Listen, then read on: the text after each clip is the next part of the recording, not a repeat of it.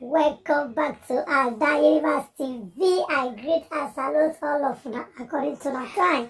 My people, the obedient movement. Yes, so now the matter we see the talk. The matter never finish. You get this video when I want to make una watch. Two parties, they drag themselves liggy. They drag themselves liggy. Umbrella and broom. They serve themselves breakfast. For one small Labour Party we just they come because of who? Peter Obi, my people. Well, I need to watch this video. Like this video is very interesting. Now video will be say you go sit down watch. Then come obedient people. Make I tell you something. Obedient movement. Make una no worry. Una too dey hurry. Everybody must come. Wicked. Before the ending of this year, himself go join us. Make una no dey hurry. Make una calm down. Now small. Now God don on there. God already talk am. So make una no dey use force and power. Una know say for this life, everybody is free to join the party where they want join. Everybody is free to belong to their party. Not force anybody to enter another party or come for. The person will come.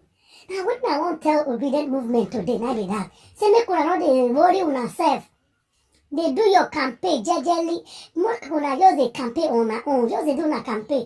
God already talk and say now big movement, and I say it go be. So not they fight anybody or they challenge anybody. Make una probably get problem with anybody. We not do this movement. No.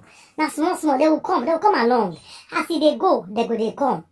As they come. they come, as they go, make una calm down. I know they single, I know they want for money, so I they tell and say, the way me I feel about this movement, the way I see this movement, they say, no fight with anybody, no quarrel with anybody with any party, leave on for his party.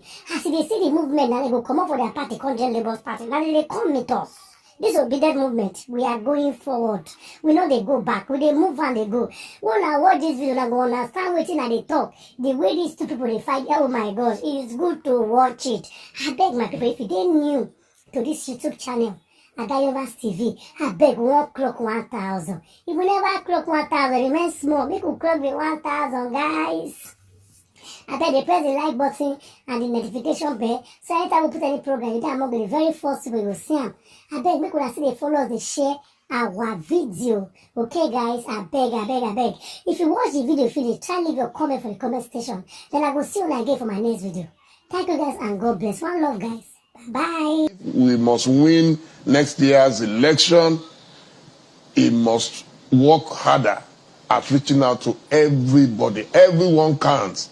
Because the election of next year is going to be like no other. For the first time, we are going to have two mainstream political parties being challenged by a formidable third force.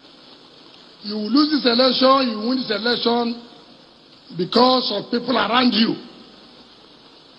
Anybody who knows me is not too well. If I was going to court, I was going to court within 2 weeks after the primaries, because it is a pre-election matter. And after 2 weeks, he can't go to court. The legal advisor of the party called me and told me he knows that there's a mischief going on. That he knows me very well. If I'm going to court, it's not those kind of lawyers I would have used. And I don't even know the lawyers. But I want to tell the candidate, it is the candidates group that are doing all these things. Let the world hear. They are the ones plotting all these things, thinking that they will spoil my name. You cannot. Yesterday they said, I removed all PDP flags in River State government house.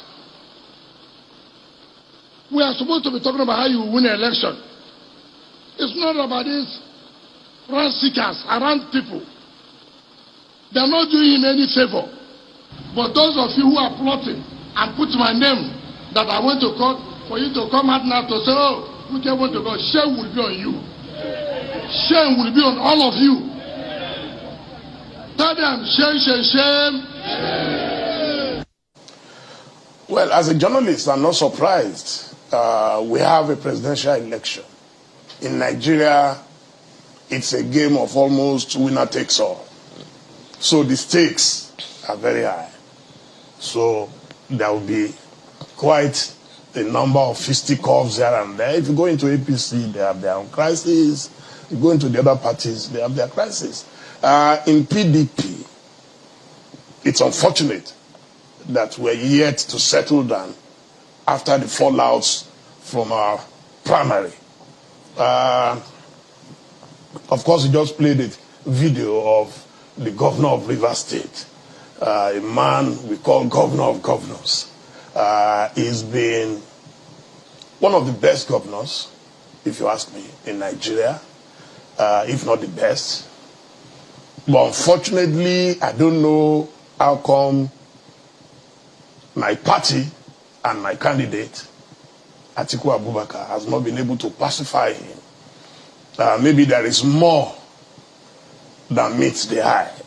But from my own personal investigation as a journalist, I've been told that last year, Alhaji Etiko Abubakar met with Governor Wike and wanted them to run a joint ticket, and an agreement was reached. And thereafter, Governor Wike decided that he is running on his own because of the party constitution, which normally would have ceded power to the South. After 8 years of Buhari, I mean, we all expected that power would come to the South. That's one of the reasons I contested. But I knew as far back as March this year that Governor Wike was interested. He had not told anybody then. I'd been with him in Port Harcourt. And if I stayed with him in Port Harcourt more than in Lagos, because we were doing some work with him, just like Channels TV. You know, we call him Mr. Projects. And he's been launching projects after projects. So I sent him a letter and I copied two people, Chief Michael Zekome, SAN. I copied the immediate past Minister of Justice and Attorney General, Mohammed Adoke, in the letter. I said, I know you want to run to be president of Nigeria. I did the same thing as far back as 1991 with Chief Abiola. I can read. One of the talents I have is I can read the mood around me. So I knew Governor Wike was interested, but he didn't tell anybody. He kept it close to his chest. And I advised him. I said, as a Democrat, I'm not going to ask you not to run, but from the feelers I'm getting around, you are going to have a lot of resistance. You have a lot of enemies who will pretend to be your friends. Wherever there is money, wherever there is power, you will see people pretend. But I'm one person that I will advise you, no matter how big you are, from Asiwaju Bola Ahmed Tinubu to Governor Wike, I always intervene at such moments. So I told him, I said, please have your option B. It is good that you are fighting for power to return to the South, but you may not be the sole beneficiary. And I pleaded with him. I said, I'm running. I'm your friend. I'm your brother. I'm running. If you support me, I'm sure we will get it. And I went to the extent of even announcing a kind of shadow cabinet in advance. It's something that fascinates me about England, where you have an idea of who becomes what. For me, if you give Governor Wike an opportunity to fix electricity in Nigeria, we do it.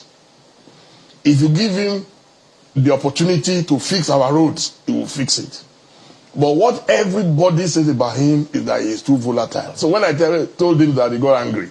That what do they mean that he is volatile and all that? So that is the excuse people use. You see, presidency has a lot to do with your temper and temperament. No, but Mr. Momodu, it would seem as if these painstaking efforts to appease Governor Wike is an acknowledgement by the leading opposition party that we can't move on without him.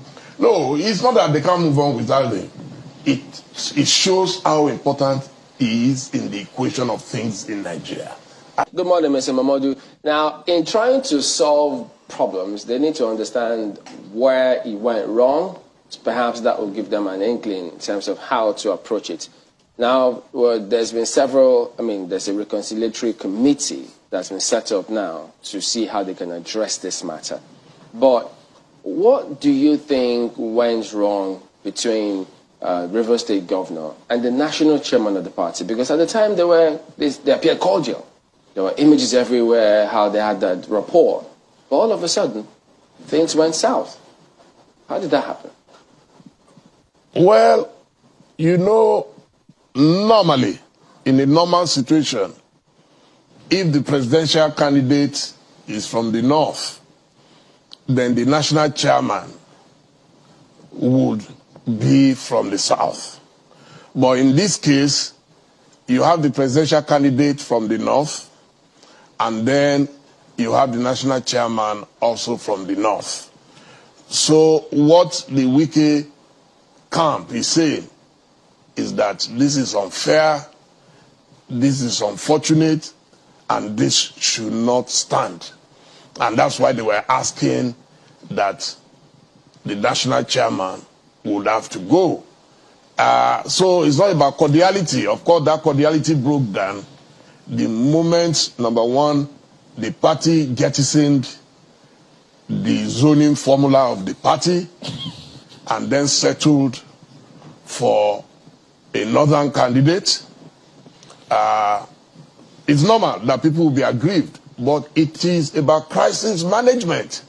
As I said, if I were in the shoes of Alhaji Etiko Abubakar, I will meet with Governor Wike one-on-one, face-to-face.